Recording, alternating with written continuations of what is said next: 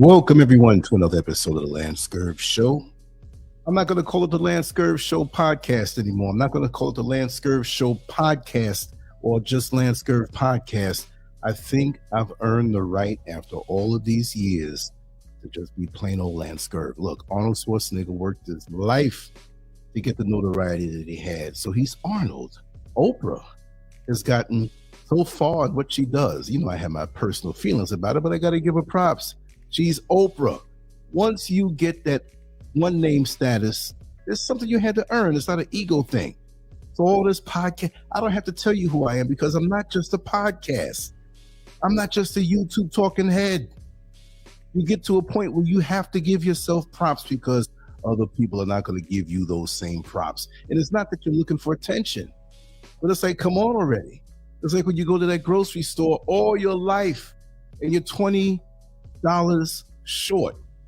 Come on, man. You know where I live. You know where I work. You know the kind of car I drive. You watch my family grow up. You know I'm going to bring you this money.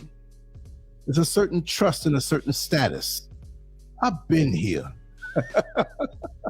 How is everybody? I hope everybody is not too full from the food that they're eating, that they're not too tipsy from the drink that they're drinking, and they're not too burned out from the knee burns that they've earned. Hope it felt good. Because when them knee burns come, forget it. You forget about all the pursuits of pleasure that you went after. Anyway, I'm going to open up this chat room. I don't think anybody made any comments yet, but I see 18 people in. It's cool. Arlene Lopez, how are you? Peace. Much love to you in this holiday season, right? See, I want to talk about this. Number one, there's so many things that I want to talk about. But first of all, I'm not going to mention her name. I'm going to mention the initials, SS. You sent me such a wonderful, motivational, appreciative email, and I want to thank you for it. If I can say your name, let me know, and I will. But I'm going to acknowledge all the good people who I vibe with, because it's not just on the shows that I vibe. Now, let me know if this music is distractive or too loud because I have it pumping in the background, right? Just let me know in the chat room. Cut it off or leave it on. I don't want to have it too loud, but I wanted to try something a little different. Now, the banner says shine in 2023. Great, great, great. Everybody wants to shine. But the real title is, if you want to shine like the sun, you first have to burn like it. Burn like it. We're not talking burn, baby, burn. We ain't talking about the disco inferno. We ain't talking about the knee burns. We're not talking about burning in lust. We're not talking about burning in hell. We're talking about burning to earn something. See, we all talk it. We all say it. Oh, welcome. I didn't even know. Authentic Pneuma Revival. Thank you. I'm doing good. I'm doing great. Joseph Asante and Sister Oyala, that beautiful woman there, that beautiful sister. Yes. I'm glad you all are here. I'm really gonna be on for about an hour. I'm not gonna lie. If I get caught up in the spirit, you know I'll be here 10 hours. You'll be wiping the stuff out. Trying like that. I gotta go to sleep. Actually, right now in Accra, Ghana, it's 12:27, and this is a straight freestyle. It's a great freestyle. But I want to get on that motivational tip. But we have to understand that there are other things that go on with the motivation, because when we think about shining and when we think about achieving, we forget that there are certain things that we have to do. And this is why I made the title again. I'm going to say it one more time, then we'll start. If you want to shine like the sun, you first have to burn like it. And it doesn't mean that burn like it, desire it. They say, oh, you gotta want it. Yeah, you gotta want it. But there's certain things you have to do before you get your shine. The shine is like the paycheck after the 2 weeks of working. And you know when you start a new job and you have that first time you work and your check is delayed, that's like you'll never get paid, you got to burn to get that check. You got to burn to achieve that status. You want that degree in college. There's a lot of sleepless nights that you're up, and sometimes you're still doubting yourself. Did I did good enough? Did I perform well enough? Am I worthy of this? You're already worthy of it. You have to go through the steps to prove it to yourself and to the world, but you're already worthy of it. You're already worthy of anything you want to do in this life. But somehow we get fooled and think we don't have to do anything. Our mind starts to think about taking shortcuts. I don't want shortcuts. Give me the hard way. Give me the long road. I don't want shortcuts because it makes it sweeter for me when I achieve it. I ain't looking for no shortcuts. I said to myself back in 2021 in February, when I start doing this online thing, I don't know where it's going to take me, but I'm going to be myself, number one. So I don't have to be walking around with this false persona. I'm going to be me whether you like it or not. But I'm not out here trying to insult anybody, but it makes for an easier fit whenever you go out into the world if you're yourself. First of all, that makes it easy to achieve because you don't have to walk around with a bag full of different masks in your bag that, uh-oh, here comes Johnny. That's the one I drink with. Let me put on my drinking mask. Uh-oh, that's the one I go to the topless bar with. Let me put on my topless bar mask. Oh, then I bring the church mask because I see the church crew coming down the block. Uh-oh, I got my married man mask on, but there's the girl I creep with who I never told her that I was married. I got to put that mask on. Honey, why aren't you holding my hand? We put ourselves in so many different jacked up situations before we can even go on the road to shining, to achieving. Year after year after year. Now, there's some things I said to myself and I said to the world that I was going to accomplish before the year is over, and I didn't. And I have some things that can vouch for me not doing that, but that's okay. It ain't happening because there was a death in the inner circle, a father-in-law. Mrs. SCURV had to go, and she was going for quite a long time. And hence the rumors. Hey man, I see you over at the pool party with them half-naked chicks. Where Mrs. SCURV at? What you trying to insinuate, man? I used to get that all the time. Now that she's here, nobody's saying nothing. But I don't let that bother me because I had to shine in 2022 regardless. And sometimes you will make your plan and it may fall a little short because of unexpected things like childbirth. Well, it's not unexpected. You got 9 months to prepare for that. But things that happen in life, you get sick, people die, you lose your job, you break up. But you have to shoot for the stars. And if you end up at the top of the mountain, you're all right. Because so many people are not even aiming for the stars. They're too lazy to walk to the top of the mountain. I know a person, okay, because different cities are set up different ways, but in Orlando, Florida, in certain parts, like where we lived in Pine Hills, you have the house, and you have that collective mailbox that might be, if you're lucky, kind of like around the corner, because we were on a corner lot, so we just had to walk around and get the mail there, right? And then you had people across the street who had to come to the same mailbox down the block, whatever. There was a person who lived across the street. They never walked out of their house to get their mail. You know what they did? They opened up the garage door, started the car up to drive 10 car lengths to get their mail and turn around and go back into the garage. That's a person who's not going to achieve. There's nothing efficient about it. But this is what we do to ourselves. We talk this junk, and when it comes time, we're the victim of a first-round knockout. We talk this junk about wanting to go to the gym and lose weight or get in shape. We go buy the membership, but it's like a binge purge situation. We go there once or twice, and guess what? The membership goes to waste, and they know that. These spas and workout joints, they know this. That's why the advertising is heavy during the holiday season, because in your mind, you say, oh, I need to get that, because you know what you're going to do for those weeks during the holiday season. You're going to jack your bloodstream up. You're going to jack your liver up. You're going to jack your body up. Be realistic. Celebrate. Do it in moderation. Whatever you celebrate. I'm not pushing anybody to any one thing here.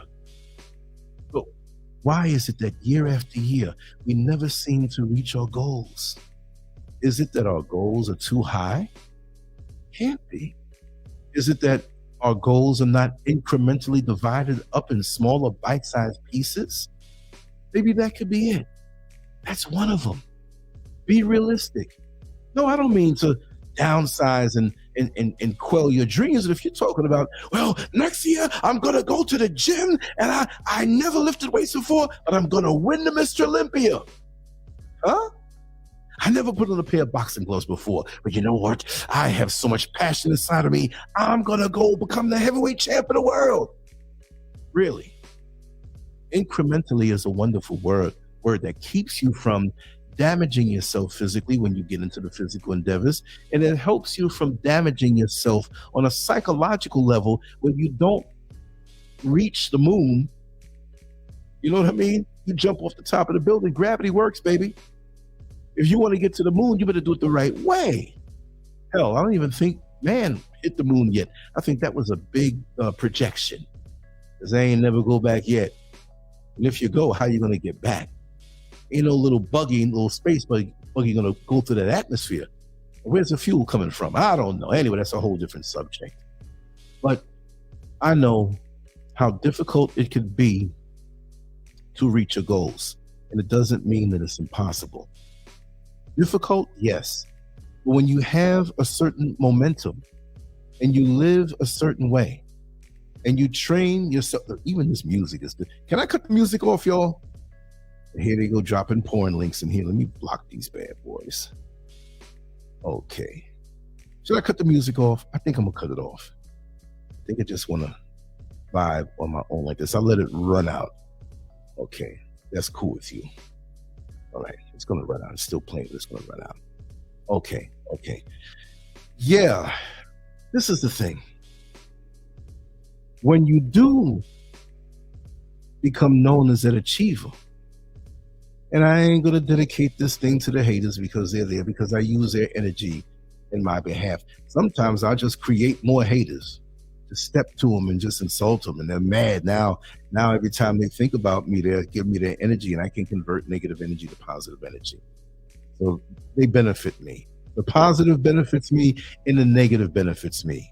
It's like Muhammad Ali. People came to his fights to either see him win or they came to see him lose, but they came to see him or they thought about him. And that means you have to have a strong mind to cut through the cheese of all of these psychological speed bumps that are in your way when you're pursuing a goal. The next thing, you can't tell everybody what your goals are. I already know what I'm gonna do for the next 2 or 3 years. And maybe there might be some surprises and some detours in that. I can speak to my inner circle about it, but I ain't telling everybody, because here comes the energy now to stop you. It's a balance. And we got to understand that we have positive, we have negative, and we have this thing they call neutrality. And I say neutral is negative, because neutral is a switch hitter. When it hangs around positive energy, you assume that it's positive.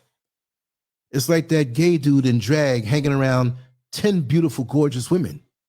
And you see a crowd of women, so you say, oh, look at all of those beautiful women, not knowing there's a hidden penis swinging amongst them who ain't looking at them women.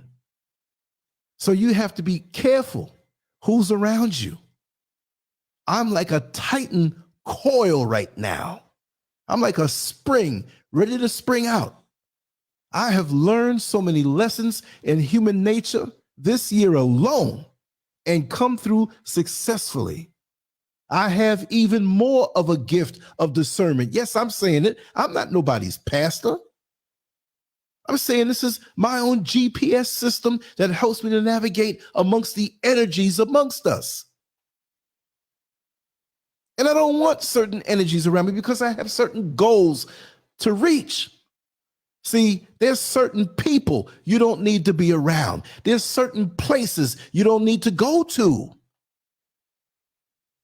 There's certain things that you don't even need to think, because it's going to take you away from what you need to do. Everything, just like positively Angela said last night, that was so brilliant. Oh, I was vibing on her words last night. Everything has got to be aligned.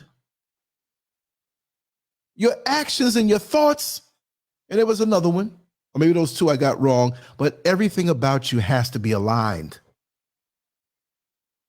When I told people years ago that I was going to get in real good shape when I was a teenager, I knew everything that I did had to go toward that. There were times I went to nightclubs. We all know in my past, because of the body that I had and the temperament that I had, I did kind of a little bit of male dancing, taking my clothes off, all that stuff. Yeah, that was a phase. I admit that.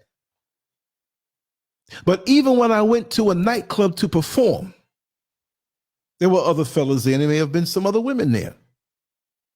I had a bag, Adidas, and I hate to admit that it was an Adidas bag, but we didn't know kind of things back then, so don't knock me for that. That was back in early 1980s, 81, 82, 83, 84, 85, crazy years for me. But I had this red Adidas bag with these white letters. Wasn't too big. It was about maybe 1.5 to 2 feet by about maybe a foot wide. And it had a strap on it that I put over my shoulder. And whenever I go out with my friends that they may have been drinking, not really all, most of my inner circle don't really go crazy like that. But if I went to perform at a club, I had my food there that I had to eat. That wasn't anything bad for me, because the environments that I was going to be in with the chocolate cakes and the fried chicken and all of this rich in calorie or calorically intense food or calorically dense food, it was not going to fit in with my training ritual. So at the time when I was eating tuna fish or egg whites or some pineapple or some fruits with a little bit of brown rice and little water, little dried fruit, I would pick from that as I needed. So therefore, my environment did not affect me. I knew what the temptations were going to be, so I knew to prepare myself. Now, the extracurricular activities that happened afterward helped to burn calories. I would just have to make sure to get my sleep. And when that Sunday came, I'd lay around all day and do nothing as far as the physicality, working out or just be still, kind of hang out with my friends, enjoy the sunlight and conversation and laughs. But when that Monday came, that Monday through Saturday, it was all business in the gym and with my lifestyle, because if I wanted to get better for that year, going through that year to make myself better, there's certain things that I had to do. I had to burn like it if I wanted to shine like the sun. See, many of us don't get that because, we watch these TV shows and we watch how fast things happen. And it appears that we achieve things so fast, so we think it has to come fast, and it doesn't do that all the time. It doesn't do it most of the time. And if it did come fast, how are you going to be a student of the game to know what it is that you're doing, to master your particular area of expertise? I'm not into the corporate world. I'm not into any of that. But imagine when you coming up the corporate ladder, symbolically, this is a good analogy, really. And you start out as a maintenance dude. All you're doing is sweeping and mopping floors, emptying trash cans, and whatever duties you have. Somebody ate bad the night before and drank a lot, and they threw up all over their cubicle floor. Well, you had to go up there and clean it up. If somebody made a mess in the bathroom because they didn't get the raise that they were supposed to get and they crapped all over the toilet, all on the floor, these things happen. You have to go in and clean it up. But you know what's good about that? You get to know that whole building. You know what's good about that? You get to know everybody who works in that particular company, whether they occupy one floor or the whole building. You're getting around. You're getting to know people that other people don't know in the same company. So now you end up working in the mailroom. Now you're working in the mailroom. You're delivering mail internally. Now you're knowing the names because you're repetitiously dealing with looking at that mail and walking it up to the people at their cubicle. And they start to know you. And you start to get a good rapport with them. See, this is the hard way. Many of us don't want to do anything like that. Now, I'm saying you don't have to go to somebody else's hierarchy and company, because we know what these, a lot of racism, all the politicking, we understand that. But many of us just want to be called CEO of our company. And so we go downtown and get that business license, or go online and get the business license. I have my own company. And ain't nothing happening with it. And you're not doing anything to work hard to make it become something. So how is it going to work? See, we settle for the title, but we don't want to become the real thing. Like, there's a business name out there, SCURV Media LLC in America, and I'm here in Ghana. And I'm not saying I make $1 million out of it, but I have been putting a foundation under it for years, because it's been a side thing that has nothing to do with the whole LANCESCURV channel or platform, but this is part of that. I want to launch my graphics business. I'm going to be fair in the prices. It won't take $1 million for me to live, so I can pass that on to the people who need me all over the world. How you going to make money over there in Ghana? Well, you can make the whole world your customer. We dirt roads all around you, but you're still getting that US money, that UK money. Set it up. Think about what you need to do. Think about the bad situations that you have been in where you say, oh God, I don't ever want to be in this situation again. And how do you ensure that that happens? It's not just about money though. It's about being in alignment. I might as well just play Positively Angela's last night's show. Y'all need to check that out. All of them are the best, but that one was really hitting home. It's like a boxer that fights all the time. And yeah, okay, I got a bloody nose, my eye is busted. My body, my shoulders, my arms, my neck, my face was beaten with truth. I had no other choice but to stay up late and stare at the wall like, what was I hit with? You see what I mean? So now we have that person who's working in the mailroom now, getting around, getting to know the building, getting to know who's who. And he finds out there's an entry-level position to be some kind of apprentice under someone. And it may not be a big position, but it's entry level. And then after 2 years working at that point, he finds out that, well, there are positions that are continuously open, but you at least have to have an associate's degree. Now, I'm not pushing anybody into the system by saying this is the way, but this is an easy way to show how incrementally better you can get. Well, let's just go fast forward. 12 years go by, maybe 15, maybe 20, but he's the CEO of the company now. But guess what? He's not one of those, I came from somewhere else to become a CEO over here. He knows every funky corner of that building and knows everybody there, and made sure that when new people come, he goes to introduce himself and nothing can get by him because he's a student of the game from the ground up. And that's in somebody else's system, even if you're getting paid the CEO money, that real CEO money. But us, what the heck are we doing to become the CEOs of our life?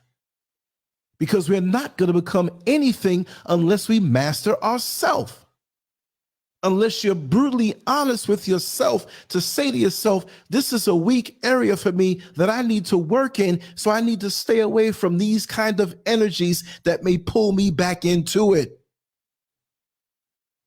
We have all the time in the world to be with ourselves, and yet we don't really understand how powerful we are and the capabilities that we have to make something of our life. And me, I'm going to be 60 years old in April. I always say my age because it keeps me fired up. So for the next 10 years, if I'm granted that time between 60 and 70, I'm going to do more than I ever did in my time online, which by February, it'll be my 22nd birthday online. I've been playing around out here a long time. I'm going to get more serious because I'm the CEO of my life. I'm the CEO of my world. Yes, we know the Creator gave us strength and breath, but what are we going to do with it? We have full days ahead of us, just like anybody else. But if you sitting up wondering, gossiping, wasting time, because some people can tell you, I don't give a damn. I will cuss your ass out and get you away from me, because I am very serious about what I do. And I have no fear to venture into new endeavors that will take me places. And I'm not afraid to fail. I don't fail. I learn lessons. Each so-called failure that the world was, oh yeah, see that? You talking that smack, right, Scurv? You failed. No, I didn't. I learned. So now when I come back in the rematch, I know how to knock your ass out. You on your deathbed, oh, I regret this. I would have done something different. I would have. No. My deathbed's going to be, if I'm granted with one, if I'm gifted with one, I might just pass out in my sleep. I may be in a car collision. I don't know. I don't care about that. I'm not even worried about that. I'm worried about the here and now and how it affects the future, the long term and the short term. But there can be no long term unless there was a short term. There can't be this show now, or you all knowing who I am, which I'm not here on a popularity contest, because when I started things online, there was no YouTube. There was no video like it is now. Black Planet had a certain part where you can upload really fuzzy videos, but it didn't go nowhere. Although I say Black Planet is the original Facebook, they yoked the idea. Now, Black Planet is a booty call site, and I took down the page that had 352,000 followers, and it was all righteous. There was a little booty call stuff going on there, which we overlooked, but there were righteous people there, and people who are the dinosaurs of the internet now would remember how nice it was. A lot remember me. And I loved it. And that's how I got my first notoriety online, long before a Facebook, a MySpace, a YouTube. I come from that other world. And I come from the world, and this is not about me, but I'm just using this as an inspirational thing. I came up writing with pencils and pens on paper. And when we wrote with pen, you weren't erasing it. So when you wrote in script or cursive, as they say, everything had to work out just right. And you better not write 2 or 3 lines on the back of the page. You better finish your ideas on that front, or ball it up, throw it in the garbage can, and do it again. Now we got spell check. Get out of here. I don't need you spell check. When I get the brain fart, sometime I do. But I'm a student in the game. I came up from young with this thing before the internet, before I knew about the internet. So I'm already prepared for this and built for this. So I see beyond the internet. It's about the individuals that we reach and we touch and we connect with, and connecting people together. So I don't care how much artificial intelligence steps in, because very soon there's going to be a lot of information. I'm telling you what I know. I study this thing. There's going to be a lot of artificial intelligence type sites that you can use to write for you in seconds. And there's going to be a lot of those, how could I put it? You ever see those videos where it sounds like a robot talking, but they're getting better and better now? Well, today in the news, so-and-so, former President Donald Trump said, and it's like, wait a second. And people are putting together these artificial intelligence-driven YouTube videos and only putting pictures up and making a ton of money. But then where's the soul in that? So I'm going to stay being a storyteller. I'm going to stay being somebody who speaks on my experiences, and there will be pertinent information shared, but I'm not going to sit here and sell out to a robot. And that's where the world is going. It's stealing the soul from us. And we feel we don't fit in this world anymore. But as unique as you are, you need to know that you are unique. You need to know that you're made to shine. There's no artificial intelligence. There's no spell check. There's no fake robotic foolishness that's going to take over us having a good vibration with us and the joy that comes from it. So it can go on. We control that. That does not control us. And again, not to go off too much into other things, but again, I say, there's an energy and an entity and something that's foreign to this planet that does not like our relationship with our creator and the system that our creator made. The beautiful sunlight that nourishes us, the clean water that flows. It's getting dirtier and dirtier. They're pushing the GMO foods. They want us to be more argumentative. They want us to be against each other. They want us killing each other. They feed off of that, the dead carcass of our love, where there's no love. So people who like to feed on that, I get them away from me. I got things to do. And it shouldn't be just about shining in 2023. It should be about shining brighter and brighter for the rest of your life. But how do you shine? When you don't know how to burn, when you don't know how to put the work in, even when you know how to do it. A lot of us are too lazy to put the work in. I'm going to tell the story again that I always tell about the church service that was going on, and all of a sudden the lights went out, and it was a night service too. And the pastor said, listen, the lights are out. Oh God, I was on such a roll. Is there anybody who might know how to fix this problem? And there was a guy who stood up, pushed his chest out. He said, man, I'm an electrician for so many years. Hold on, y'all, don't go nowhere. Let me go back there and take care of it. And he went to the back room where they had the circuit breakers and the wires and the fuses. Minutes went by, 20 minutes went by, about 40 minutes went by. People like, listen, we love the Lord, but it's getting hot up in here. We might have to go. And so the guy came back, he says, I don't know. I'm going to have to come back another day. There's just something that I can't fix. So you know what? Really and truly, you ain't the electrician then. You see, so many times we say what we are, and we are not that. Hey, girl, you've been messing around with these guys, man. They can't do nothing for you. Listen, I'm the man for you. I can do this, and that. I can take care of you. I make so much money. I'm faithful. I'm a man of God. You don't have to worry.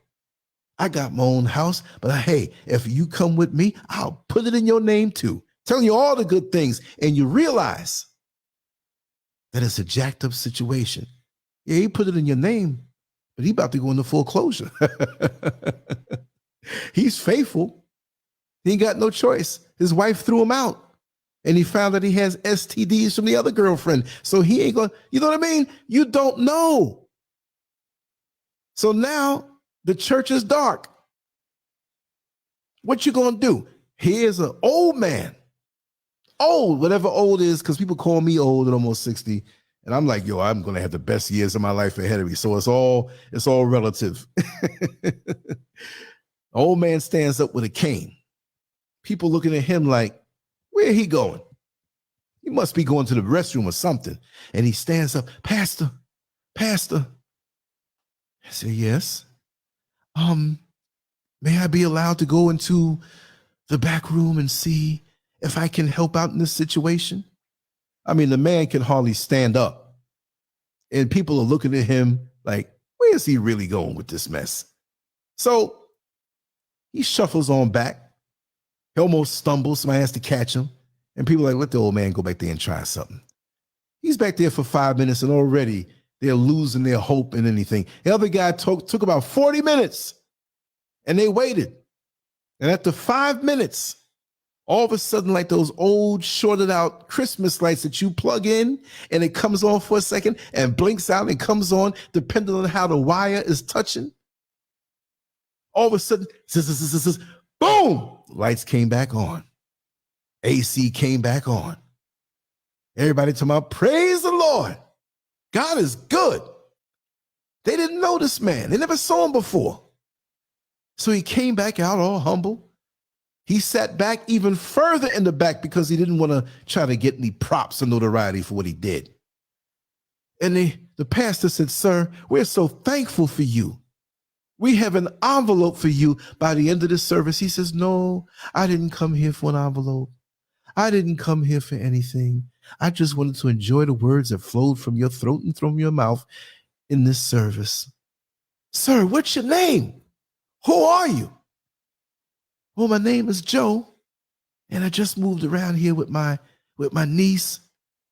But just keep on with the service. And people were saying, we never saw him before. Really and truly, who is that? And somebody said, you know who that is?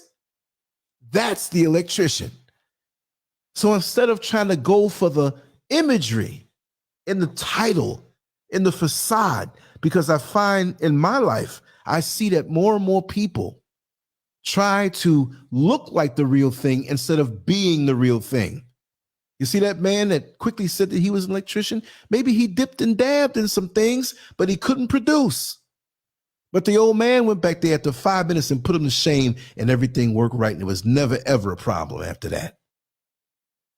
So be careful who you deal with, because there are a lot of people that have facades that are so convincing, that want to worm their way into your life to keep you from shining, because now you're going to bear the weight of their debt and what they didn't do. And here you are trying to rise, and you took on a problem that's going to keep you from becoming who you're supposed to become in the next year, in the next 4 or 5 years, or even forevermore. Come on now. How many of us have known a person, it doesn't matter the age, but I'll say it this way, that we've known a person who had lots of promise, and they were younger, let's say 22, 23. And they finished school. They finished college, whether they wanted to do that or a trade school, whatever. But we knew that their life was ahead of them. Okay? And we said, wow, out of all the people in this family, little girl, even though she's a grown woman and she's young, but you know, you have those older family members who will always say that, little girl, you got the best shot. Anything you want to do and anything you need, I got you.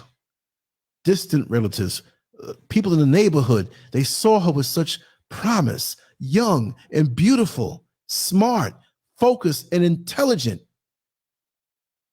And one of the family members moves away for 5 years and comes back.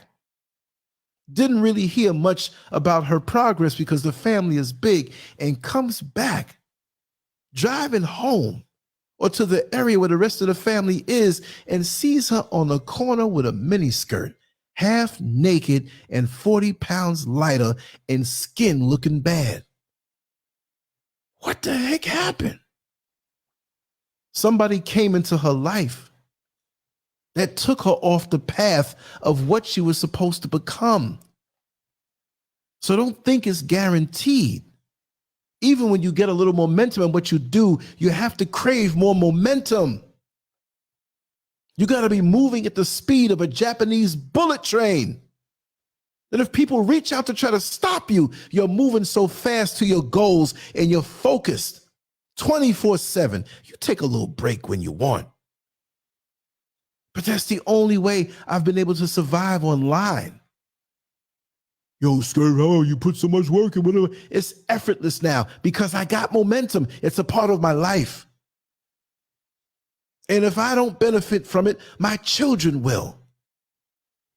Because they'll see the work and they'll be inspired to do something in their own lane. It may not even be this. I have one who is very much interested, who might be coming aboard soon, maybe. We'll see. But she's going to have to learn how to burn to be able to shine individually, because we all have our own feet under us. And I can help you, but I can't do it for you. After a while, every bird has their own wings, and when they leave out of the nest, they have to be able to fly. But when you get into a certain point of your life, and you know you have so much to offer, but it doesn't seem to be popping. And it doesn't mean you have to be a YouTube person to talk it out over a show. You might want to write a book. You might want to just have a small mom and pop store. Think about the things that you want to do. And if you're doing the things that you want to do, think about what extra you can do on top of that, in that lane, or moving into another lane if you so choose. But there should be a constant growth when you're doing what you're doing wholeheartedly. Yes, you will have misjudgments and what the world will call failures, but those are lessons to make you better. But the main thing is, you don't move in a fearful fashion. How does a little school nerd beat the bully? If he believed the bully was so strong and almighty, he couldn't beat the bully. But you got to know that whatever you're facing in front of you that may seem so awesomely strong over you and can whip you and trying to let you know you can't beat that. And people are telling you, yeah, you crazy. You can't do this. Well, if they got to a certain point, I can get there too, no matter what it looks like. And I might lose the first time. I don't know and I don't care. But I'm going to ball up my fists, look this bully in the eye and say, listen, you might beat me down, but there's a big chance with the spirit and passion that I have inside, I will go through you. And while you're shocked, I'm going to take you out. And we ain't talking about no dinner. So this is how you have to look at this life and the opportunities that it gives you. You need to be beaten down doubt, beaten down fear, and move forward, because fear is not going to take you where you need to go. And when people want to settle for mediocrity, let them settle for mediocrity. It's not for me to feed you with passion. If you want to avoid success, and let's remember that my success or my idea of success may not be your idea of success. So you may be successful in your own world. It might not be enough for me. And I'm not speaking on a monetary level, but on a balanced level, that I can get up in the morning and not know what the heck I'm going to put out online. And I know it's going to come to me. Sometimes I click the button on the camera and have a phrase that I bounce off of. An hour later, I'm still talking. I'm like, where did that come from? It's life experience, because I have a lot of that. And I've been through many situations, and I've been through many challenges and successes and what other people have called failures, where people have written me off for dead. Not dead, not breathing, dead like this is the chapter where he's going to go off and to live a life of mediocrity. And most of those people, I can't find them, because now they feel stupid after whispering to other people about how I'm going to fail permanently, but they don't really know me. I think I got some roach DNA inside of me, because as much as you spray me with doubt, spray me with failure, I keep coming back. So you can spray them roaches for a while, but there's some eggs that you didn't get that's going to bring some more. Now, I'm not trying to say I'm a roach, but a lot of us can identify with that. And just like the roach, you may have to eat a whole plate of food. That little piece of cheese that you dropped under the refrigerator that you never swept under or sweep every year, I can eat off of that the whole year. So your carnal pleasures, your distractions, your escapes, I don't need them. I just need to be with myself and peace and quiet and focus on the creativity and those positive energies that those things the Creator put inside of me. It's there in abundance. I'd have to live a couple thousand years to get all this stuff out of me. So I'm going to try to get as much as I can while I'm on this level. Oh, but what a wonderful journey it is. And I love being written off. Write me off. Tell me what I can't do. Now, I'm not trying to prove anything to the person who said that, because they're minuscule in my world, but they help throw some extra wood in the fireplace to keep my fires burning. That's one of the perks of being a winner. That's one of the perks. Oh, Kevin Clark. Yes. You see what he said? He woke me up with that mess. Inside joke, y'all. We've been close friends and brothers from the mid-70s. The mid-70s. We got some inside jokes that when we speak it, we don't have to explain it. We just say something and we start cracking up because we know the whole story behind it. And that's a blessing. And the handful of brothers that we have amongst us in our circle, we all speak to each other, and we've been close for all of these decades. So I have to give him his props. So he'll come in there and say something funny, but I know what it means. He woke me up with that mess. Listen, I got to tell you all that story another time. Let me tell it now just to take a verbal commercial break. I'm not going to say his full name, the guy who said that. But I will say we called him Junior, and he passed away in 2006, I believe. And I believe at that time he was 66 years old. And he was a guy who, and it fits right in with this topic. He's a guy who, he was a Marine in service. His family moved down to the neighborhood, actually a couple doors down, since Kevin put his full name out there, down the block from him. But Kevin's family was there first. And Kevin lived 3 blocks away, short blocks away from me. And there was another family I used to hang out with on his block from much, much younger. But, you know, we connected and we started talking about boxing. Kevin used to tell me how, you know, he used to see me on my unicycle. You know, he used to say, man, this guy looks like Michael from Good Times, right? And look, 1970s? We're not talking about the 2010s or the 2000s or the 1990s or the 1980s. We're going far back. His family is like my family. His family is my family. You know, we have good and bad in every family. If somebody in his family wanted to, I'm mad at them if they cross the rest of the family. And I'm not technically no blood of the same name. We're close. We talk every day. We just finished talking. We talk all day long. Jack Griffin too. All of us. We got a crew. So really in my super duper shrink wrapped inner circle, I can't be whipped because I'm encouraged. Look, Kevin knew my parents. God rest their souls. I knew his parents. God rest their soul. I can hear their voices in my head. They were like my parents and they knew each other. That's community. That's foundation. And we don't have that anymore. But getting back to Junior, and I'll make it brief, Junior was a very much motivated man. This man was always doing something, and he knew a little bit of everything. You'd see him building extra parts and decks back on the back of his house, extra rooms, running electricity. He's the one who got the gym at the corner that used to be a bakery, and we all took the sledgehammers and knocked down the brick oven. A brick oven, an old-fashioned brick oven, ain't just a couple of bricks, y'all. We're talking about 7 or 8 bricks deep. And that was back in 1980. And I painted the sign for that business.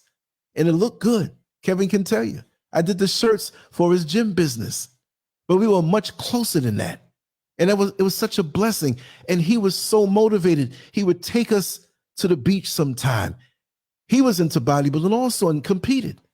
And these are the guys I hung out with. And we went to competitions. That's who started me out.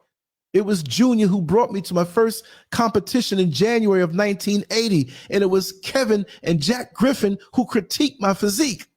At the time, it wasn't looking too bright.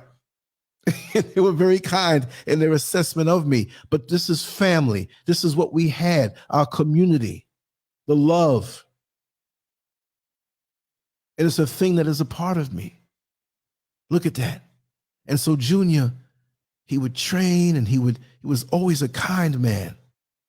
And he was older than us. It wasn't no funny business. Say, hey, fellas, let's go for some pizza. Let's go here.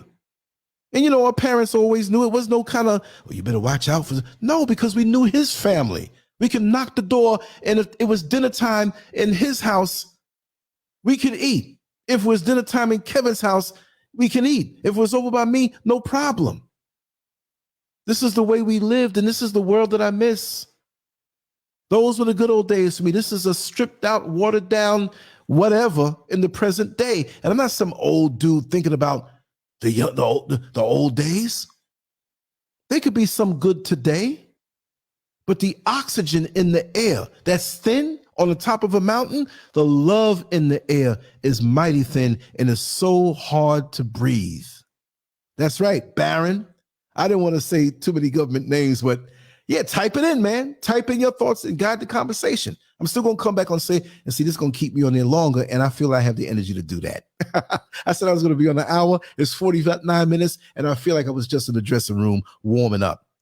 Joey, John, Ricky, Baron, Junior, rest his soul. Big Jen, rest her soul, right? So many names that when we talk every day, it was a beautiful thing because I feel like I'm back at that time, which feeds me. So this present junk, when people come with these stupid comments or they come with their frenemy self in the present, they can't touch me. I'm so rooted in community that undergirds my subconscious mind now. We talk like it was just yesterday or earlier today. And that's one of the things that keeps me alive.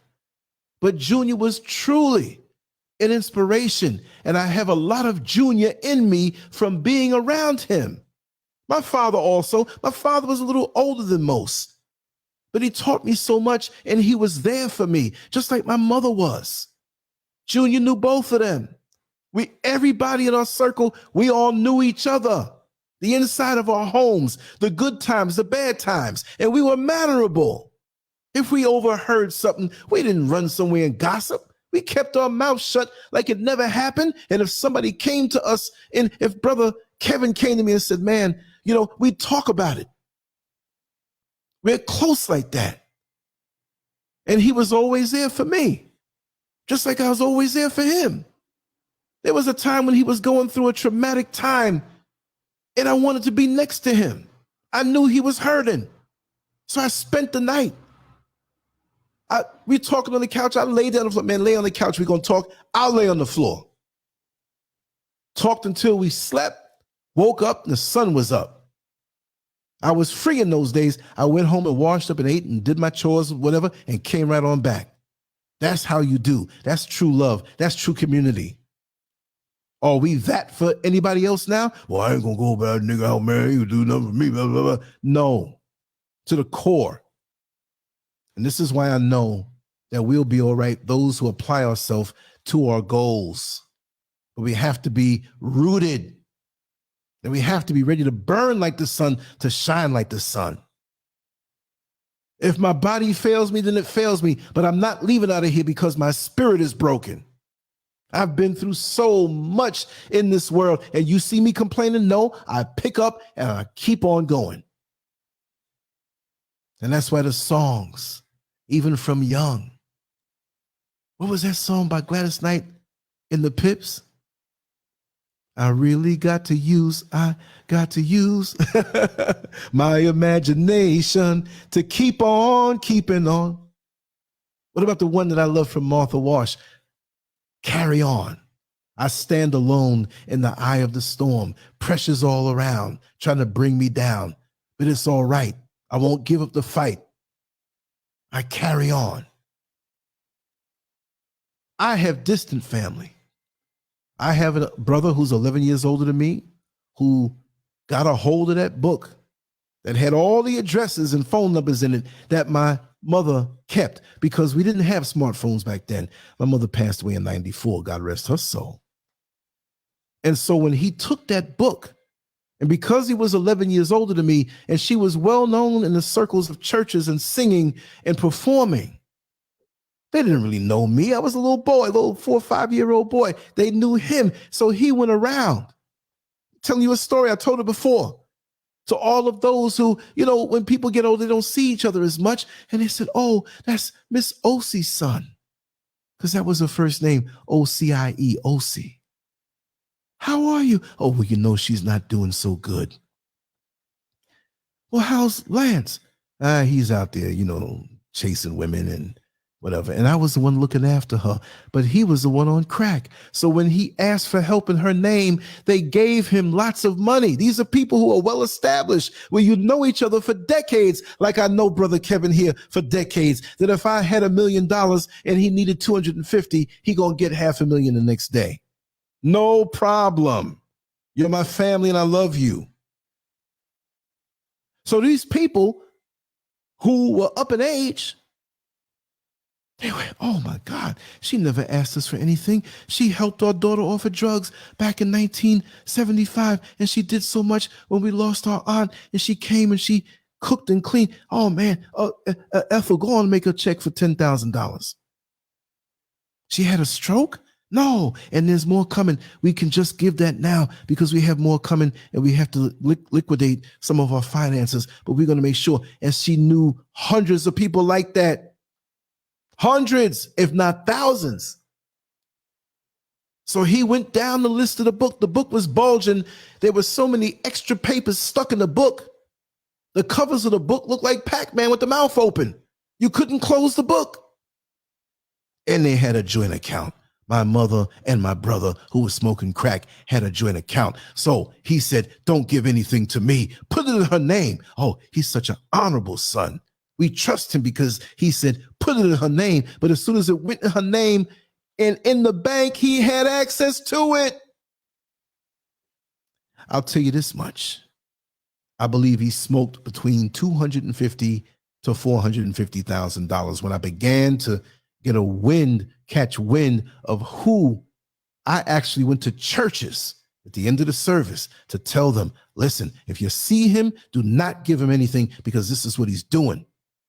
And so when she passed away, I had no clue on how to reach out to distant cousins in Ohio that were older than me, some that are in Colorado, some that are in California. I got family in all these different places. Common name Warren on her side. Couldn't reach him. Couldn't reach him. And so I had to deal with my name being smashed so he can do what he did. But people found out and he still harassed them. But be careful who you have around you. So he wasn't around me, but look how he used the facade and hustled everybody. And when you're trying to reach goals, don't get people around you who are fraudulent, who want a piece of you because you seem to be going somewhere, so they want to snatch a bit of your momentum. You keep the authentic people around you and you go hard toward positivity so strong that they can't even hang on to you if they're not of the same mind, if they're not cheering you on.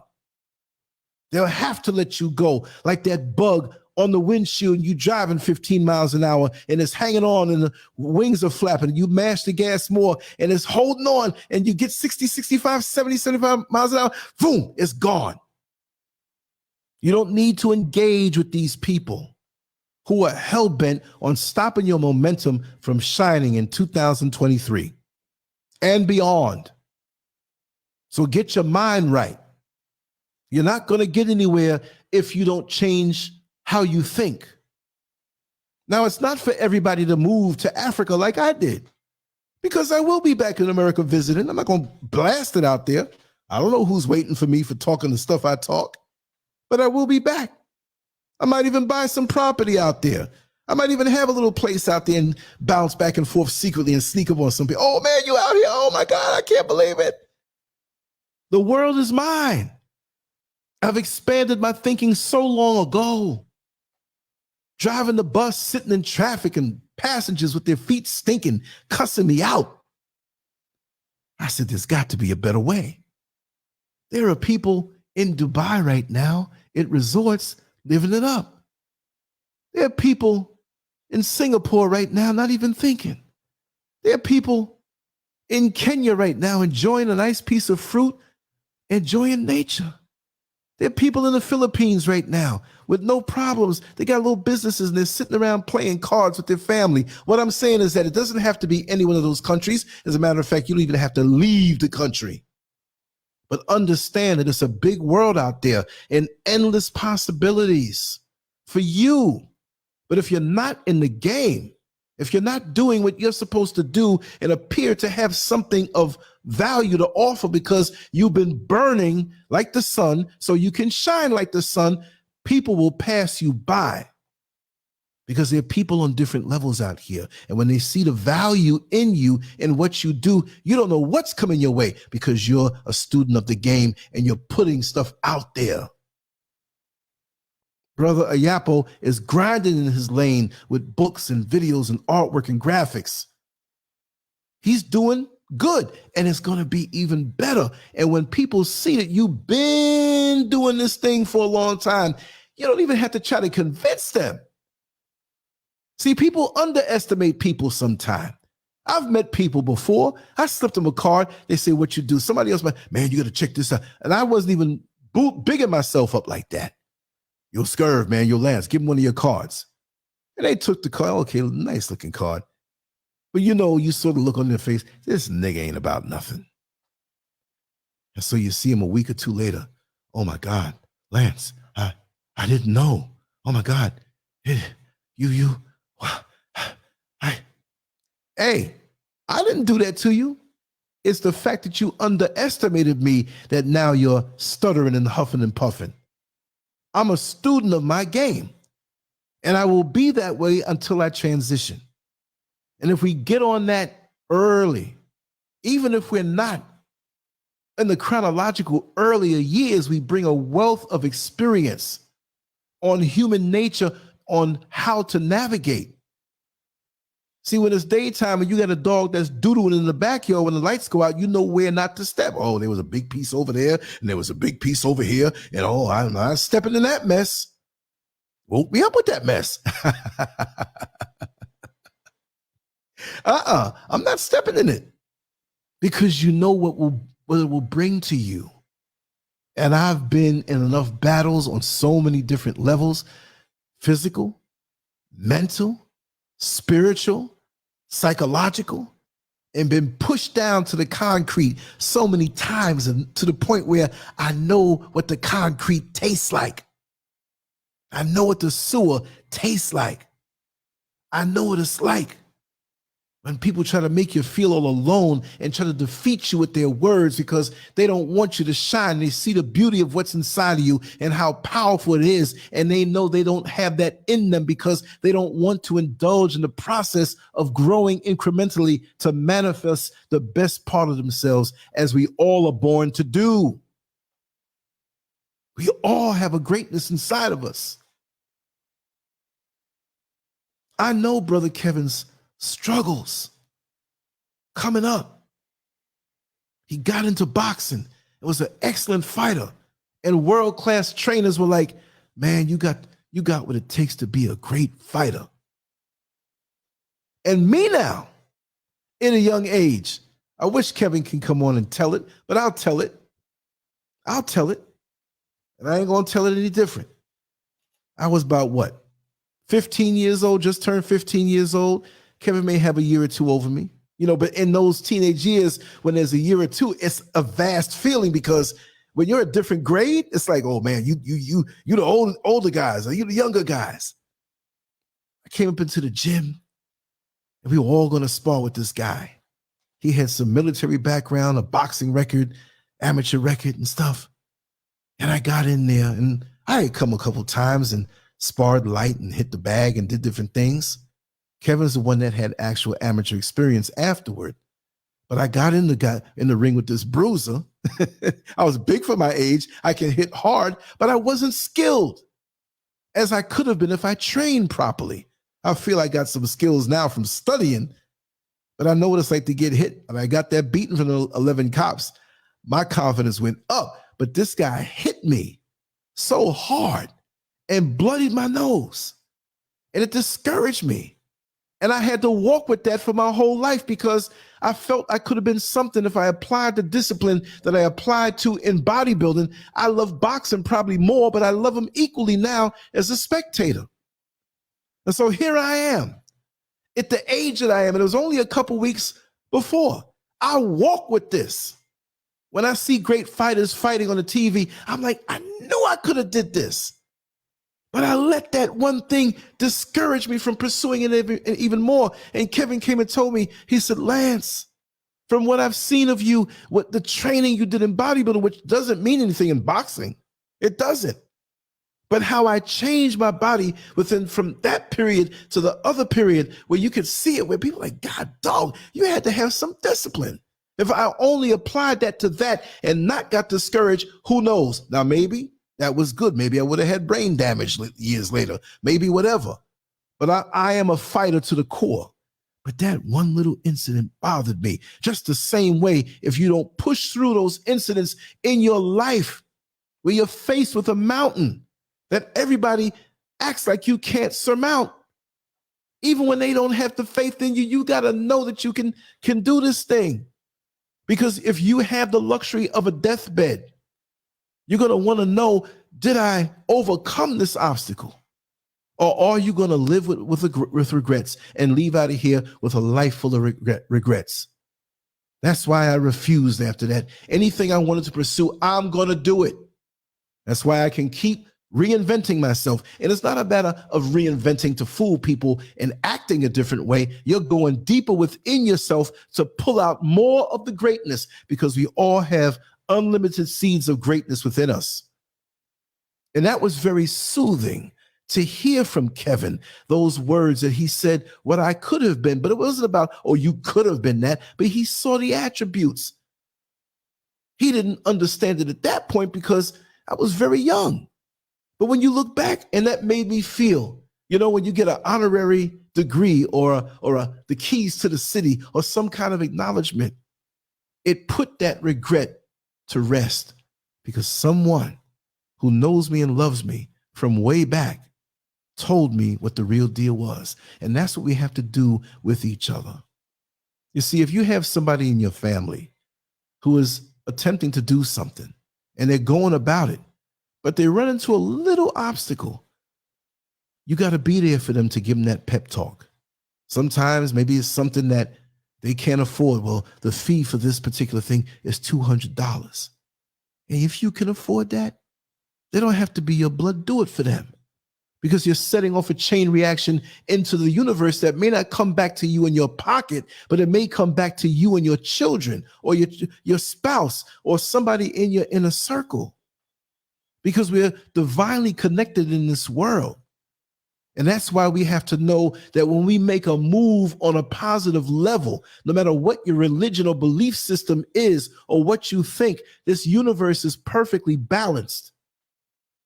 And it's going to come back to you. You can say creator, you can say most high, you can say God, you can say Yah, Jah, whatever you want to call it. It is one divine universe, and we are all connected. And when you make a move in a positive way, the lights in front of you open up. Like I talked about 3rd Avenue in Manhattan, when you're down in the village and you're coming up 3rd Avenue and the lights open up. If you go too slow, it's going to turn red on you again. If you go too fast, you're going to run up on a red light. But if you coast on up with those lights, you'll find yourself uptown in no time. Professional drivers know that. I used to drive a Lincoln Town car. I used to drive a bus. I used to drive a dollar van. I know Manhattan. I know the boroughs in and out like you wouldn't believe. Kevin can tell you that. And that was before I was even driving. I love getting around. Love it. But I more so love extracting what's inside of me. You have it. They have it. Everybody has it. Don't let negativity clog you up. The positive mechanism, how brilliantly you were made. Really and truly, you got to give yourself a pat on the back. I don't know all of your obstacles and all the things that you overcame, but I know you had to go through something. And guess what? You're still standing. It may have been an illness, but you're here. You can't be destitute and broke out in the street. You got an internet connection to be here. Things may not be the way you want it on a financial level, but you're breathing. And as long as you're breathing and can think and can ball up your fists, I don't mean hit everybody. I'm just saying in a symbolic way, you smash through what you got to smash through. I should have had 10 nervous breakdowns already from the things that I've been through, and I'm still here. And you know what? I own up to my bad choices and bad decisions. I own up to my bad decisions because I'm a very passionate, lustful guy. So I was swayed in many directions that I should have been stronger at the time, but I paid the price and faced the consequences, and I'm here. And I know a little bit better. And I still got demons inside of me. I'm beaten down every day. I'm still here. But the main thing is to know that whatever is happening in this present reality is going to pass. Whatever is going on right now for you is not going to last forever on that negative level. Sometimes we make decisions to get on the road and we are stuck in that slow lane and all the other lanes are moving. And we make the decision to go in the faster lane and we move forward. And sometimes we have no choice. We're stuck in a traffic jam and we think it's the end of the world. But that traffic jam may have been the thing to stop you from proceeding to where the 18-wheeler jumped over the divider. That happened to me one time in Long Island. I was supposed to go for this job. I caught a flat tire. I was neck and neck with this one driver for years for a couple minutes, for years. Where did the years come from? That was years ago. I wrote about it, the blessing of the blown tires, on my blog, LANCESCURV.com. I think it was a blue Honda. And you know how sometimes you're not racing, but you're kind of neck and neck. The other person pulls up, you pull up a little more, they pull up, both slow down. Well, flat tire. So I had to go put the donut on. And I proceeded. I was already going to be late. And I saw the traffic jam coming. I saw it was there. And I was like, what the heck? There's a couple of exits up. And so luckily I can get off at that one exit before jamming. I went on a service road, the dirt part, and got off. And when I looked down, that very Honda Accord that was neck and neck with me, he was crushed under the 18-wheeler that jumped over the divider and landed on him. And I would have been next to him pretty much. So what you think sometimes is a bad circumstance is a life-saving thing. We just don't know at the time. So don't curse it. Just say whatever's going down, I'm going to face it and I'm going to move on. And sometimes we don't even know what it saved us from. Sometimes you got a grandmama, baby, don't go to that club tonight. I don't have a good feeling about it. And you want to go. And she's persistent. And you know, every time she says this, she's right. Then you go on to a friend's house or some girl's house, whatever have you, and you find out, hey man, you at that club? You're supposed to go, right? Yeah, but you know, Granny, she's always on that Bible stuff and praying and told me not to go, and I didn't go, but I'm over this girl's side. Man, you better tell your grandmama that you love her so much because they done shot that club up. Ain't that something? Stuff can happen. Stuff is real. It's like the Pulse nightclub in Orlando. My bus route went right in front of it. I was driving the 40 route at the time, down Orange Avenue. Used to pass by there every day. Gay club, yeah. But there were many who rode with me on my bus. There was one of the guys who was security that night. And one of the bullets grazed him. Years ago on this channel, I forgot the brother's name. He came to my house in Orlando and he was shot several times in that club. Miracle. And he told me it wasn't one shooter. He saw two because he was shot from two different sides. So what I'm saying is that if I didn't do what I do from 2021 when I started, you're on a righteous collision course with people that you don't even know. So you have to start up what it is that you have potential for. You don't know the worlds that will open up for you. You don't know the places you'll end up. You don't know the people who you're going to meet who admire you and appreciate you. Like my sister with the initials SS, who wrote that beautiful letter, who brought tears to my eyes. I love you, sister. I love all of you because this is what I do. I don't do this for anything. I'm up. Mr. Scurv is in the bed sleep. But if it touches me to say something, I'm going to say something. So notice some people who want to put me in a box. He be always talking about racism, man. He be talking about the white man. I'm talking about something motivational right now. When it comes time for that, and they always give me a reason to talk about that stuff, it's there. But I'm a multifaceted being, vast, just like you are. Don't let the world put you in a box. Don't let the world put you in a place where you think you can only do certain things. Don't let people around you, and it could even be some family members around you that are keeping you in a spot because they didn't do what you're getting ready to do. There's always a first. You don't owe anybody who is of a negative mind to stay where they are just to receive their love. I know many situations, some close to me, not in my particular bloodline, but in other bloodlines close to me, where the mother don't even like the daughter. From young, putting negative things in her head, giving her these phobias, things she had to beat down, things she had to fight against to this day. That's a damn shame. And if you're part of a family or a circle like that, hey, sometimes we can't get away from it. You might be a teenage girl or an 8-year-old boy. Where you gonna go? You gotta eat, you gotta live. But I'm telling you, you don't have to be a part of that. I had a nurturing family. We were middle class, weren't rich, weren't poor. But I tell you, I had one of the most wonderful childhoods aside from the presence of my brother who was on drugs. And that joy, Kevin can tell you, man, it's like the sun shined brighter. The songs were more real and vibrated. The ice cream man named Angelo, we all knew, right? His ice cream tasted good. We never wanted the days to end. We would hang out until we're falling asleep. Just the same way when I talk to Kevin on the phone or we're doing voicemails back and forth. Yeah, he might be busy. We keep popping voicemails, right? Making each other laugh. We got a phrase that we use, right? Because we're boxing fans, right? We're always into boxing. So I think I coined it up. And it was when I would go over his house and he would start to get tired. And I'm like, listen, man, you on the ropes. I'm going to go on home. Oh, no, I'll drive you, because he was driving years before I was.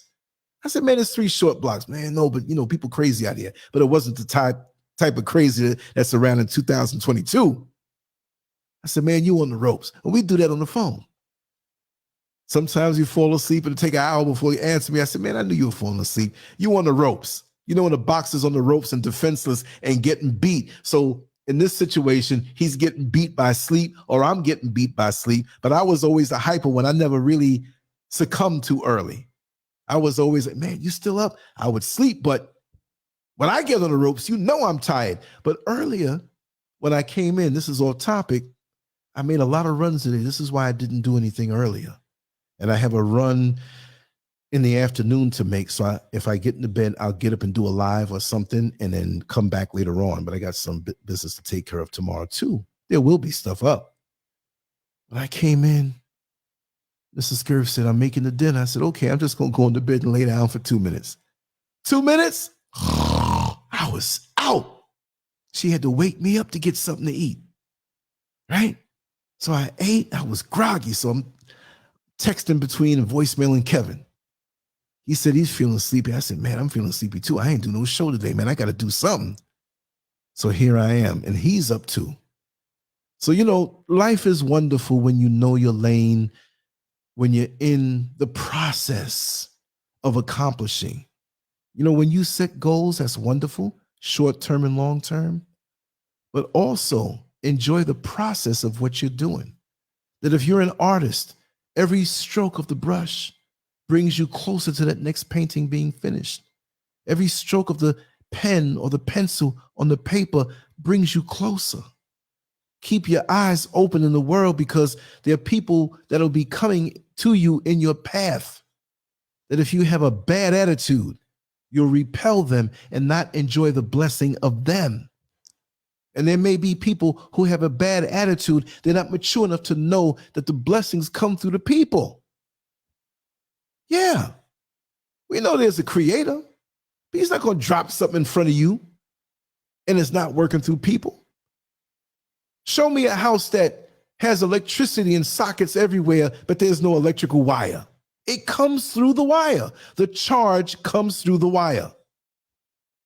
That positive charge. So the positive charge comes through righteous people, but you have to identify them. You have to have that gift of discernment. This ain't no Bible talk. We're talking about look, when an animal, a deer out in the woods, sees you and is looking at you, there's a good distance. And the closer you get after a while, they kind of run away. Now, I have a theory that if you are a kind, loving person with a good heart, you'll be able to walk closer to that deer before he moves away. I don't really know of anybody who petted one, but I can believe in a perfect world where all the negativity is sucked out and we're all working in alignment within ourselves and with each other. And I've said this before, that you can see a tornado coming your way and it will jump over you and not touch you. You'll see lightning dropping a foot next to you, but it's never going to touch you. You can walk with lions and tigers and near bears and even pick up one of their cubs, and you know how bears are. Even when you're a good distance from the cubs, they're going to come to get you. Why can't we make the world like that as we are? What's going on where it can't be that way? That's the ultimate heaven if we can achieve that. But it's a lot of work. And we're going to have to burn for that time if we want the world to shine like the sun, from within and from without. Or out, not without, but from out. You know what I meant by that. So I'm going to wind this down. I'm going to grab a bite to eat. I shouldn't be eating this late. It's 1:43 in the morning, but I'm just as charged up. And see that I was falling asleep earlier. Something was hitting me. We've been on for an hour and 20 minutes, and I don't have a script. I didn't really know exactly how it's going to come out, but I've been doing this for a good long while, and I know how to let things flow because it's from the heart. See? And that's how we have to do things. We don't need to do things to outdo each other or to attain a certain status so we're impressive to the young ladies or some man, or just trying to get certain status in some secret society so we can, that's the wrong kind of power to crave.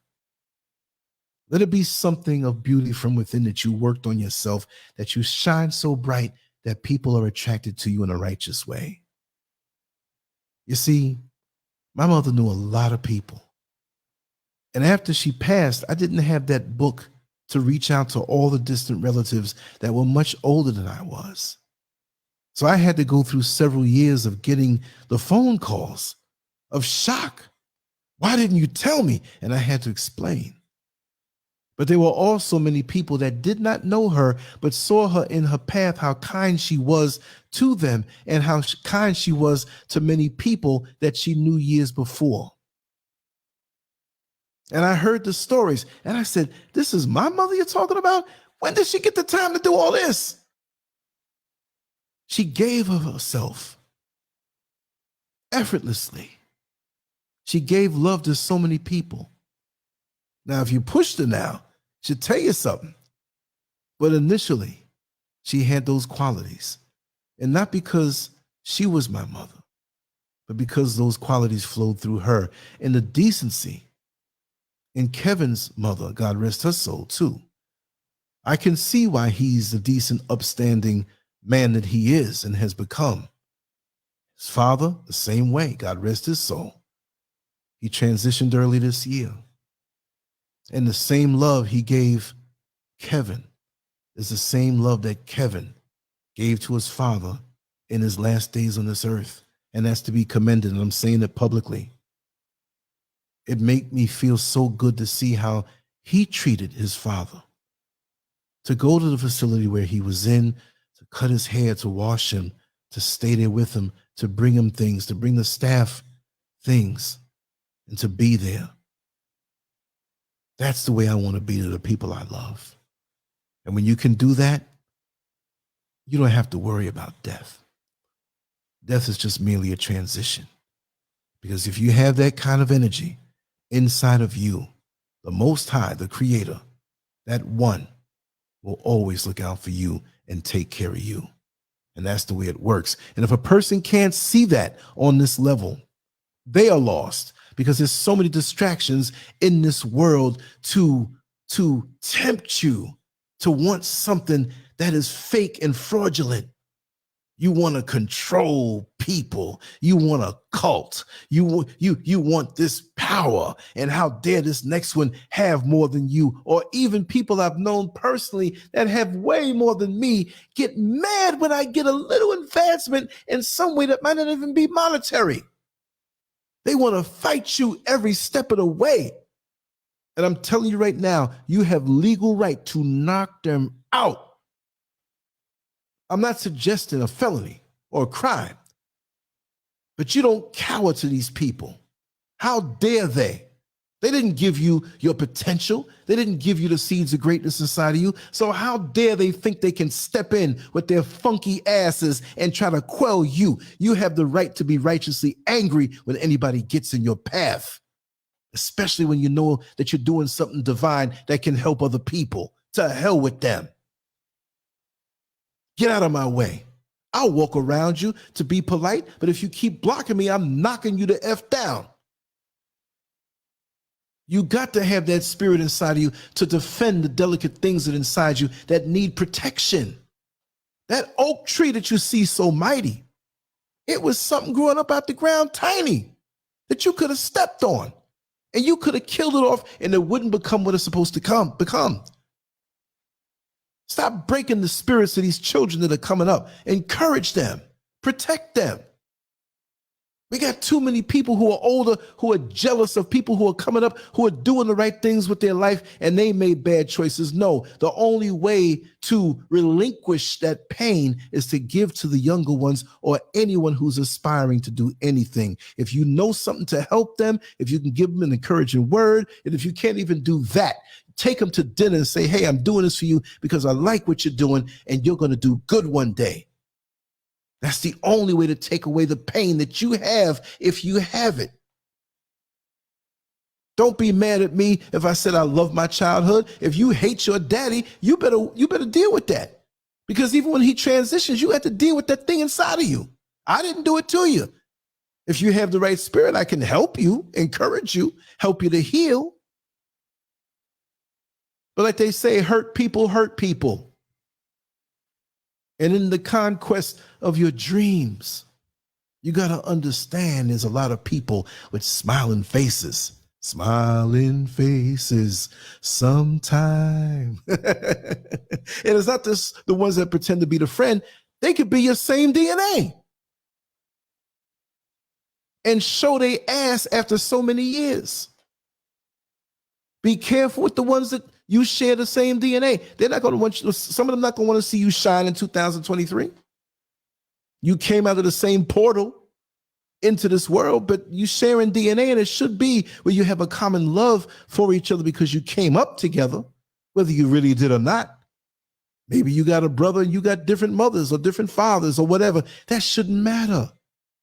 Some of us are more family with those who we didn't originate from the same birthplace or the portal, the origin of coming into this world, but we're closer than ever before. I know Brother Kevin is close with many. He's close with me. Oh, hell, he knows some things about me that if he was to open his mouth and tell it, you'd be like, oh my God, Lance, you did that years ago? You did that 2 months ago? You did, yeah. Oh, yeah. But there's a trust there. There's a lot of things we know, but nothing's going to break that love. And when you have that love for someone, there's an invisible connection that feeds into them. So when you see any great person accomplishing something, even sometimes when they felt that it was all alone, they were all alone, you can silently be feeding into them by the love you have for them. And I tell you, if it wasn't for the love that many have for me, I would not have made it. I would not have made it. I have my children, but as far as in my age group, who do I have DNA-wise? My brother's still out there doing his thing. Born in 1952 in July. So how old is he going to be now? He's going to be 70? What, turn 70? God, dog, he turned 70. He's going to be 71. In July. Didn't care about my mother at all. Just wanted to know if he had any money left over or something, and maybe he got something. Still doing his thing. Look at that. And he's still doing his thing.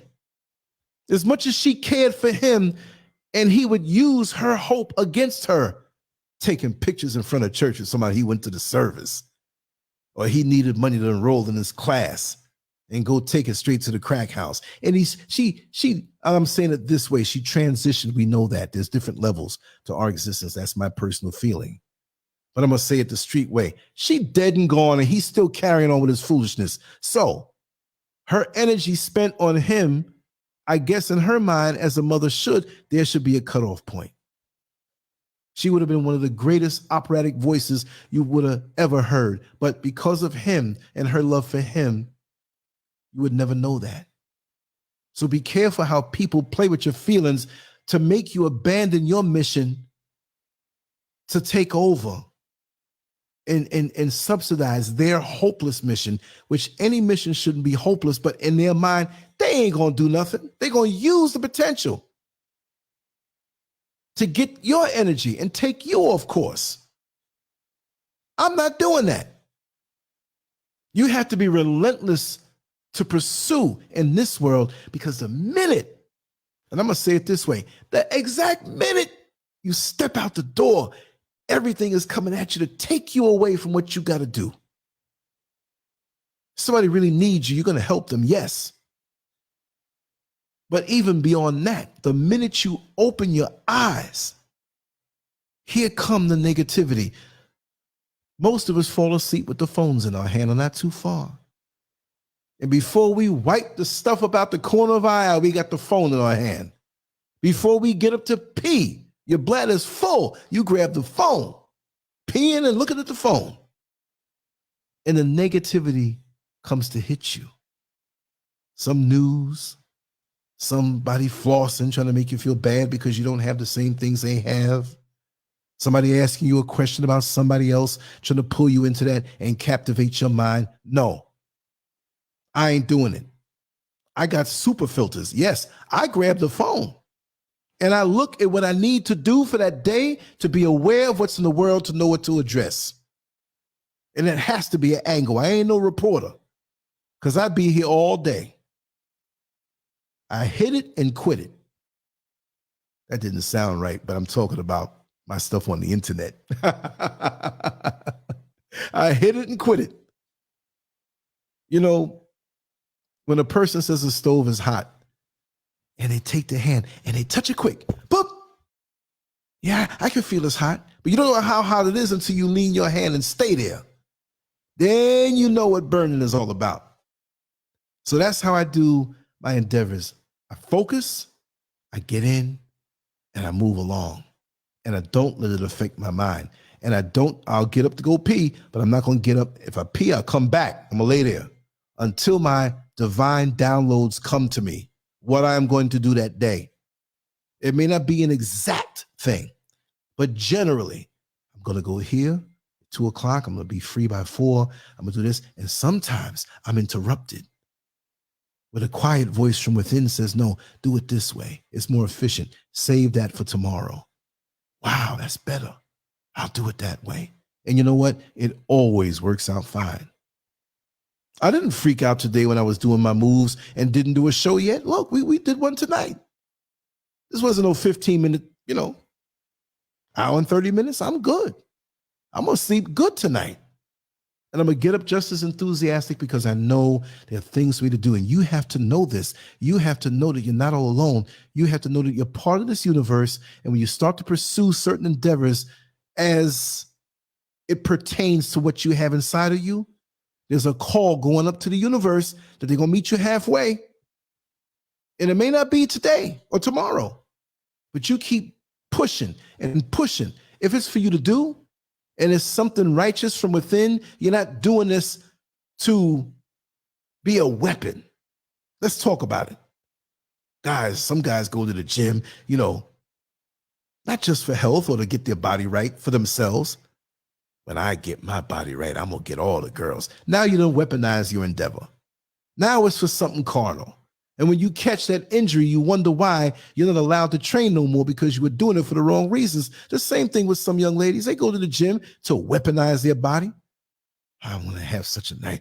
Man, I'm going to get all the men coming after me and I'm going to get what I want, pick and choose what I want and get them to do things for me. No, that's wrong. Do it for your health and do it for you. If you got somebody, the person you with can enjoy it.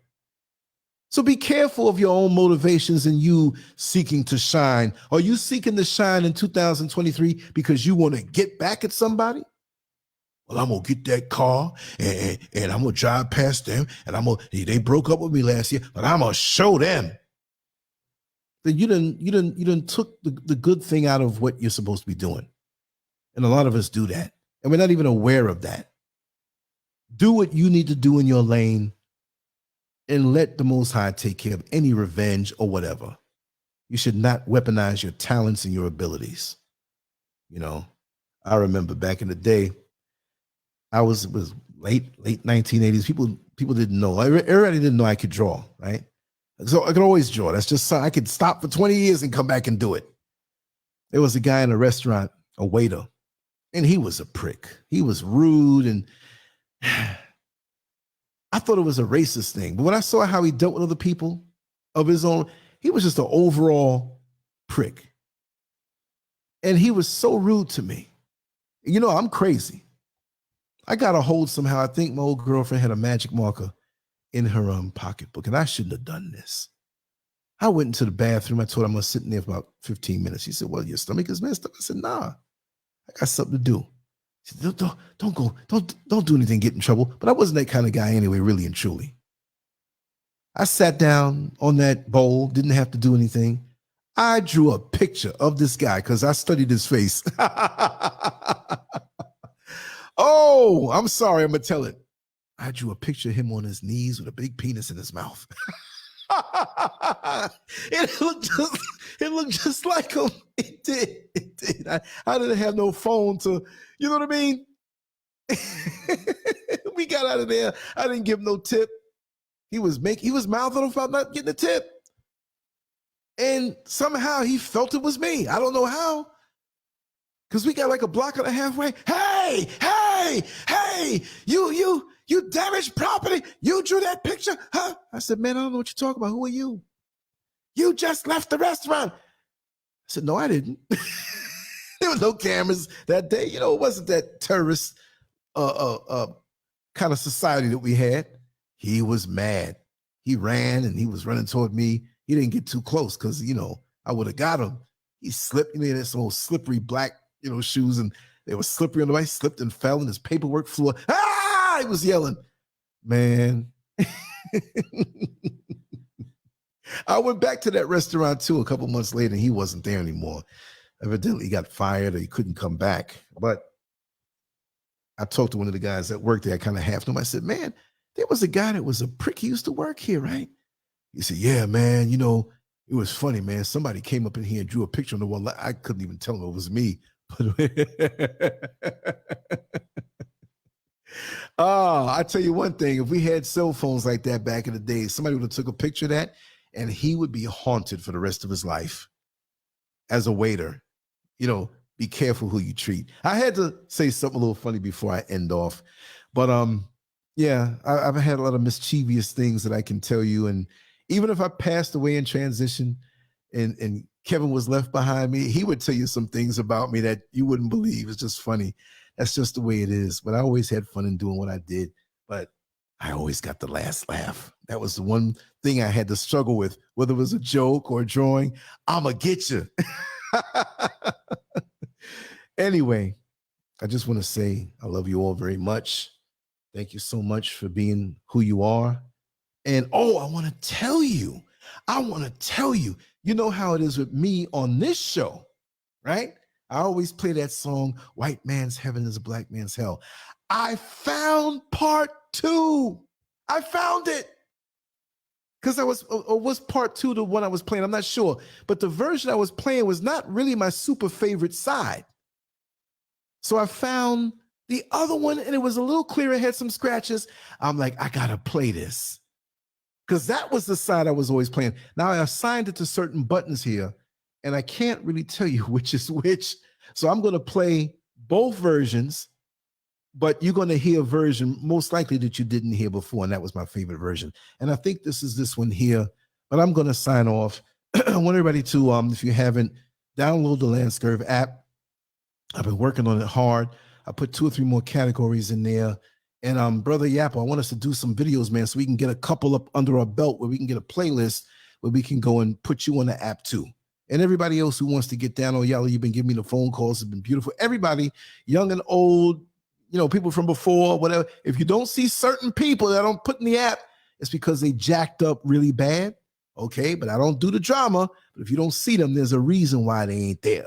Anyway, much love to you all. Let me play this song. I think this is going to be the version that and it's going to end up being like maybe collectively maybe 10 to 12 minutes long each one. But I got to do this because I'm like, man, I wanted to get that. I could not find it. Every now and then I Google or you search it on YouTube. I couldn't believe it. I almost screamed. And I played it like 50 times. It took me back to my childhood because these are the songs I would play from 3 years old. I'd make my mother and father, I'm going to play the song. I want to play the song. I want to play the song.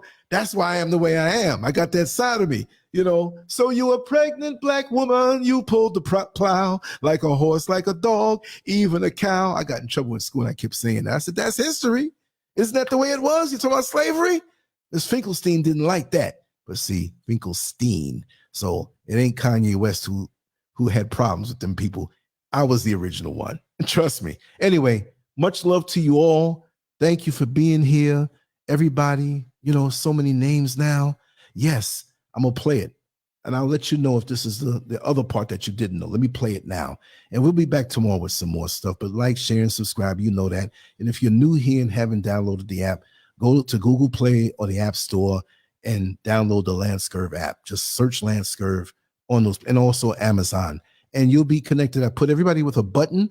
I know you saw it, Oyala. You have yours, and you hit each button, and it take you to the playlist of all the shows that I've done with that particular individual. So it's really organized and it's really looking good. And I'm looking to add on more to it in a good way. So that's a good way of not having to punch in LANCESCURV or punch in YouTube and then go find these things. They're all right there. So now you don't have an excuse to be bored, because there's thousands of shows that are there at your fingertips. You'll never be bored. Trust me. I was going through my channel and there were shows. I'm like, I did that show. I said that.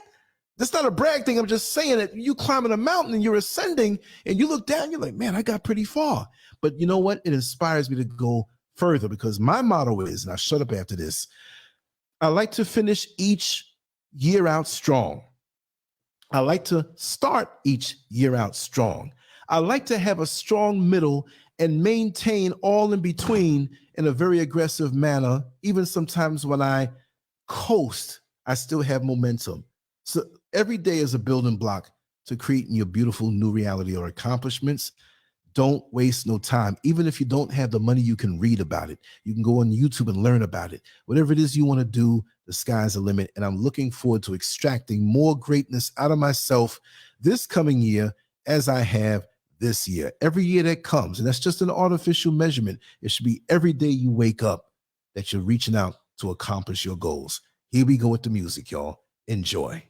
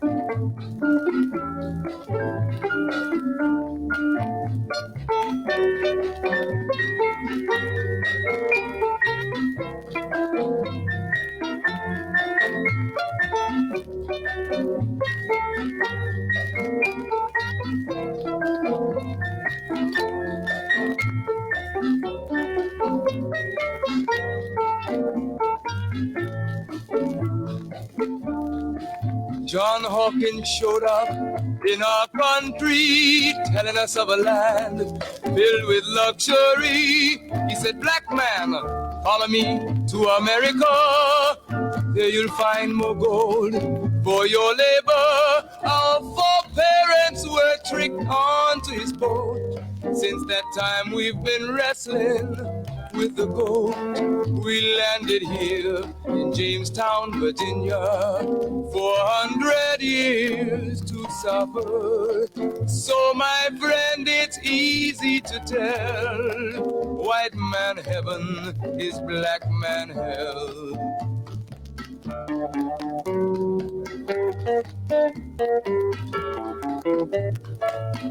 When the slave master wanted to have some sport, he would heap on our parents cruelties of the worst sort, burn them at stake, hang them on trees. His ears were deaf to our parents' pleas. Though you were pregnant, black woman, you pull the plow like a horse, like a dog, even a cow. He filled your womb with his wicked seed. His half-white children you were made to breed. Oh, my friend, it's easy to tell. White man heaven is a black man hell.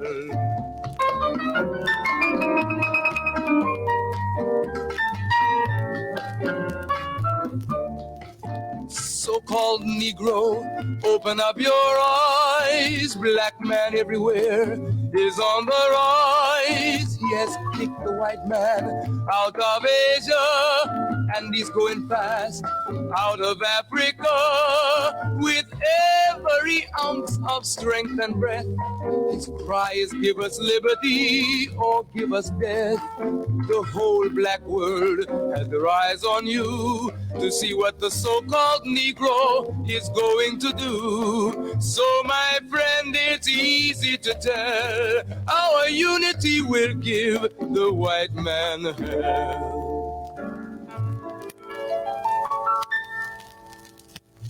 God made a promise to Abraham. His seed would be a stranger in a foreign land. They would suffer and be afflicted 400 years, but he would come, wipe away their tears. Our God and Savior, Allah has come. He has declared the white man's day is done. He has given us a divine messenger, one prophesied to come. His name is Elijah. We now can stand up, the whole world to tell. Our God has come to give us heaven and take the devil into hell.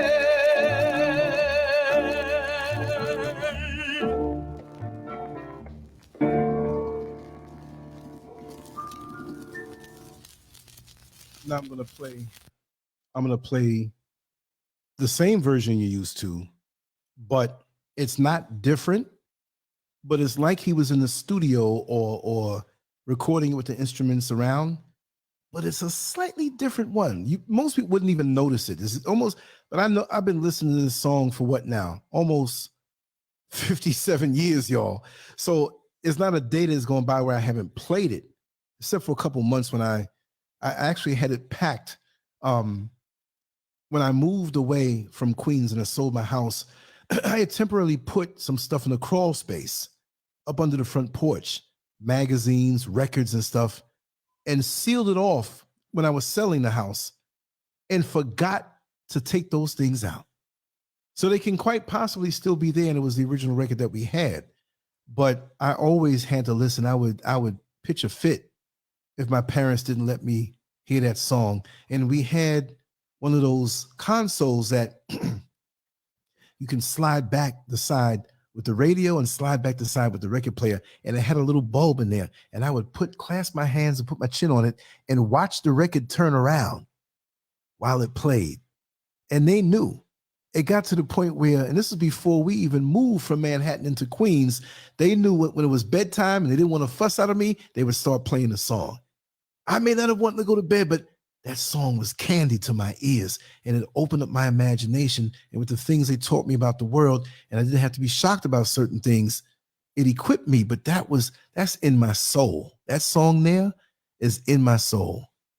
I gotta play it every single day. Anyway, here's the other one that you're used to hearing on this channel, but it may sound slightly different in certain parts because it wasn't a complete remake. It was done at that time, I'm quite sure, but I can hear certain inflections in his voice at certain parts. I'm like, that's a slightly different version. Like you'll do it 3 or 4 times to record it and pick the best one. This was in that session. But after this, I'm going to go, and I want you all to have a good evening, good night, good morning, wherever you are.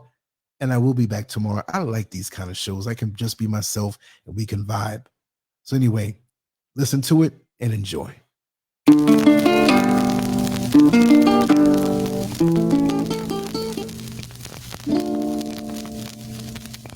Why are we called Negroes? Why are we deaf, dumb, and blind? Why is everybody making progress, yet we seem to be lagging so far behind? Why are we mistreated? Why are we in this condition, stripped of our names, our language, our culture, our God, and our religion? Here in America, all of our religious training has been gotten by the preacher. He has told us of a heaven way up in the sky that we can't enjoy now, but rather after we die. But all of the years that we're living, for us there's nothing but hell, pain, torture, and misgiving. Yet the Bible speaks of a heaven filled with material luxury, which the white man and the preacher has right here, so we see. So my friend, take it for what it's worth. Your heaven and your hell is right here on this earth. So let's check back into history, which rewards all research and tells us plainly. Before the white man gained entry to the East, he was living in the caves of Europe, a ravenous beast, eating juniper roots and eating flesh raw, till God sent Moses to civilize him and teach him the law. Then, following Marco Polo, an explorer, he gained entry into Asia and Africa. From China he took silk and gunpowder. From India he took jute, manganese, and rubber. He raped Africa of her diamonds and her gold. From the Mideast he took barrels of oil untold. Raping, robbing, and murdering everything in his path. The whole black world has tasted of the white man's wrath. So my friend, it's not hard to tell. A white man's heaven is a black man's hell.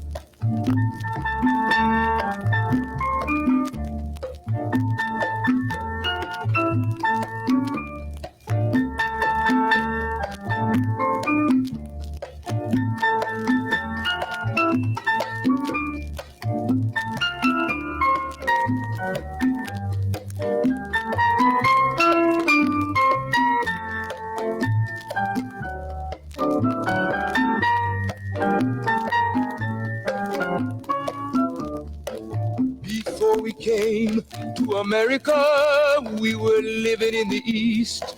By the Nile River, we were living in luxury, enjoying freedom, justice, and equality. We wore silken robes and slippers of gold. We were the wealthiest and the wisest people, I'm told. Now we are the poorest of the poor. Nobody wants us at their door. So my friend, it's easy to tell. White man heaven is black man hell.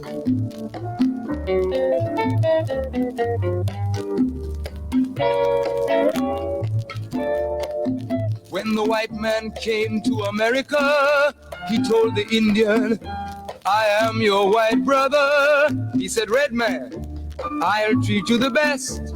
Yet and still he pushed the Indian further west with his white woman and fire water. With tricks and lies he stole America. The original owner of this nation is cooped up on a reservation. So my friend, it's easy to tell.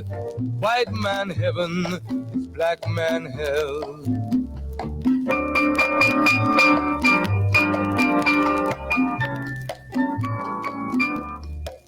He needed someone to work the land. His back was too weak.